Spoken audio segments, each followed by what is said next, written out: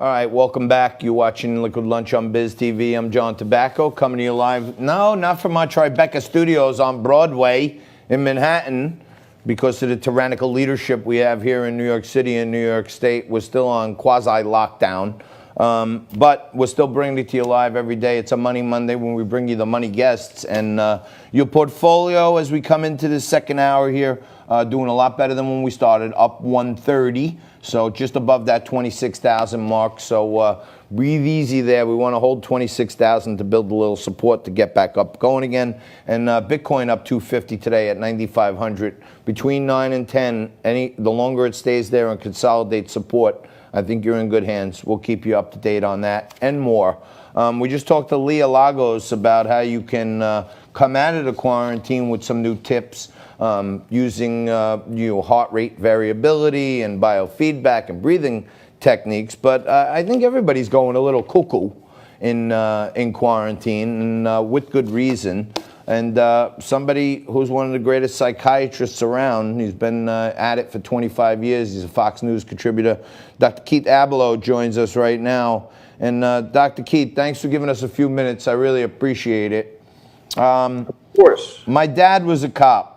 I'm getting myself worked up every day because I go out, and last week I did the show with the NYPD hat on. I'm proud that my father was a cop. I support the good cops, right? Should be. And I'm getting a lot of hateration, of course. You know what I mean? That just because I wear the NYPD hat, it means that I'm kind of a racist. And I don't, if I like blue lives, that means I don't like black lives. And I can only imagine what this is doing to actual cops on the beat right now. What's the psychological toll these guys have? Forget about the physical and the extra workload. Psychologically, what's happening to these guys and girls? It's huge. It's huge. Listen, these are folks who leave the house every morning.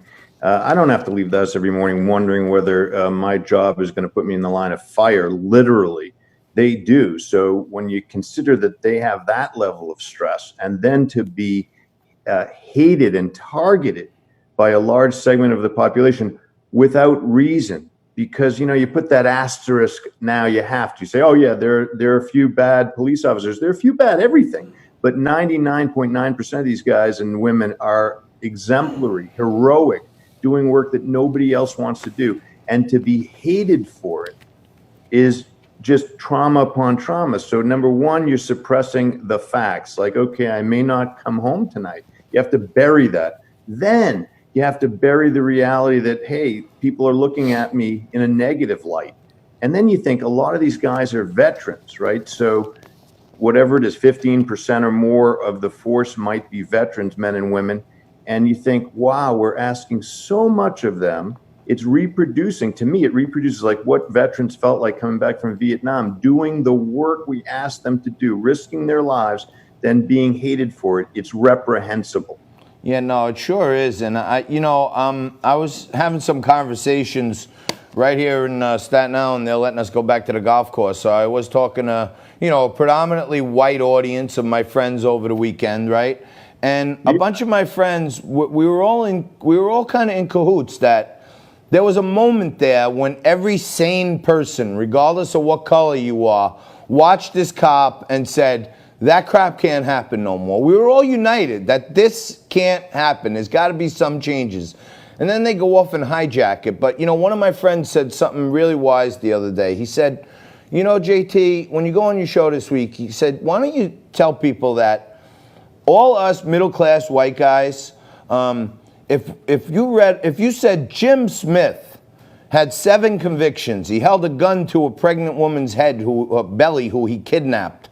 Most of us white, and said it was a white guy who did it, most white guys would say, good for him. You know what I mean? They should fry the guy. So we would be, not kill a guy, but I'm saying, we almost would say, like, good for him.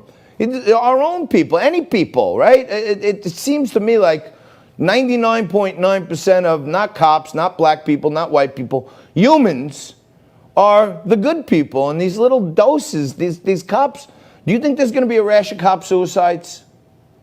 Look, I hope not. And, but let me tell you something.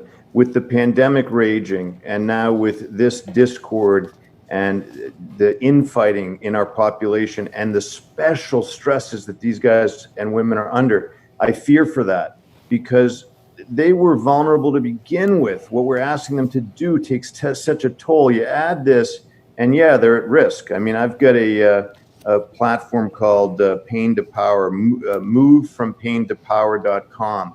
And if there are police officers out there who want a little time from me, I won't send you a bill. Please avail yourselves of it.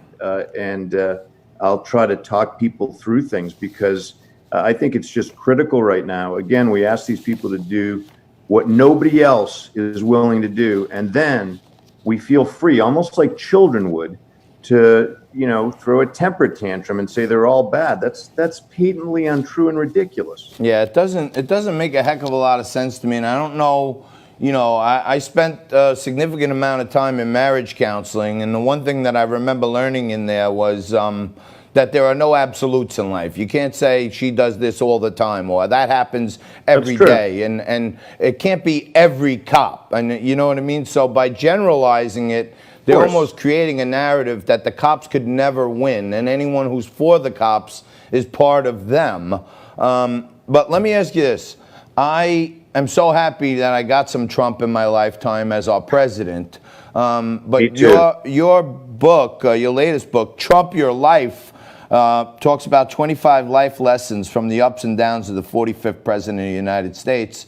Go out and check out Trump Your Life, for those of you who are watching, Dr. Keith's book. But, I've been saying for a while that the one left-wing commentator who raised his hands in that White House briefing room and said, hey, Mr. President, you know what, I don't always agree with you, but how are you doing? Are you okay? Like, that person would become an immediate cult hero to most of America who's sane, to say, like, could this guy, I've never seen anyone in life, in any business, in any family, in any fight, I've never seen someone have to take so much negativity every day. What are the lessons we learn in the ups and downs of the 45th president? So I wrote Trump Your Life along with my co-author and a foreword by Roger Stone, the Roger Stone, because I wrote a blog for FoxNews.com with 3 traits I thought that people would do well to absorb in order to have just some of the backbone this guy has, some of his ability to get up and do battle every day as a happy warrior. So amongst the 25, there's one that I think I like to share. It's lesson 5 in the book. If you have a good idea, particularly if it's connected to the truth, don't think you'll encounter less resistance because the idea has value. You'll encounter more resistance. So as you encounter the resistance, take that as some evidence. Hey, I might be onto something, because there are a lot of small-minded people out there who will stand in the way of trying to do things that make people autonomous, make them independent. Good ideas will generally cause more hurdles in your way, and you have to expect them and be willing to clear them. Yeah. I often say, because I've, been an inventor, I got a bunch of patents, I'm an entrepreneur, I've had many ideas that failed, but some of my greatest compliments from my mentors are like, hey, JT, you know what? You're not always right, but at least you do it. You know what I mean? And you generate haters by executing. And I've always said to myself and younger people that I mentor that haters exist because they see you doing things, and it makes them get self-introspective and say, why aren't I doing that? Why can't I succeed? And then they realize it's just because they're a fat, lazy bastard and they don't do anything. And it's almost like self-loathing. No, I mean, I feel like it's You're like right. You could be a psychiatrist. You hate someone else because it makes you reflect on yourself. All right. And so now we take it to the social cultural level. That's really the battle, the war we're fighting. We have Donald Trump, who's an individualist to the max, who represents the desire to instill autonomy in people. And then you have a lot of folks on the other side who would like the government to be everybody's parent.